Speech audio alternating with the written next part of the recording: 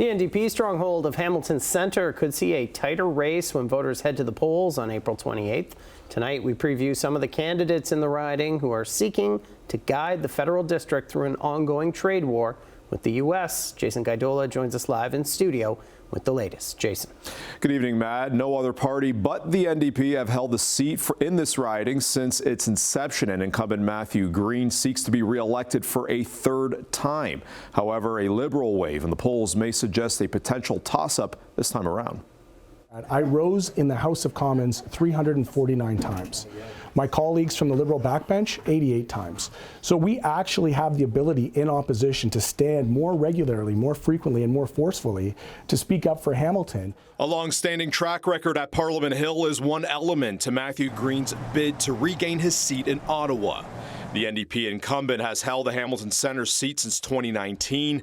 A party stalwart, Green says financial safety nets like employment insurance are a priority.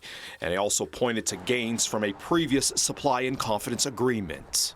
9,000 people in Hamilton have access to dental care that didn't have it before, only because we used our position as a opposition party, a fourth party, to leverage with the Liberals dental care. However, projections are forecasting a potentially closer race in the riding. So because he is always in opposition, so these residents, they should vote for the person who belongs to a winning party. Like if they vote for me, and my party is already winning, as the polls reflecting, so I can bring more funding.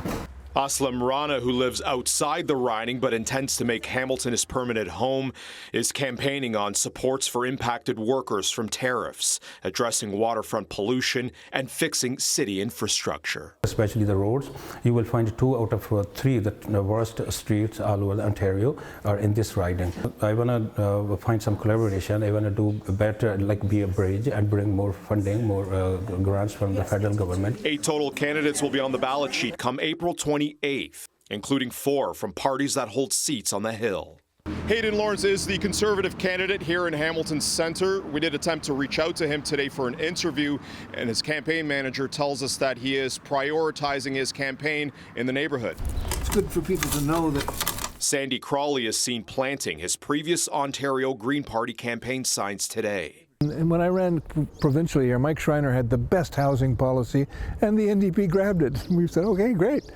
Why don't you implement it now? Why don't you form government? But anyway, so that's why we're here. The Green activist and musical artist is running with less expectations, but ensures the federal Greens have ideas for housing, supports for the homeless, and a push for a guaranteed annual personal income. It's really important, like that Mike Morris get elected again in Kitchener, that Elizabeth gets elected again out on the island, that Paul Manley gets elected.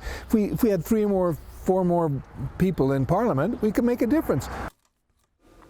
Some of the candidates in the riding will have their chance to debate each other next Friday on Cable 14, which will include questions from us here at CHCH News.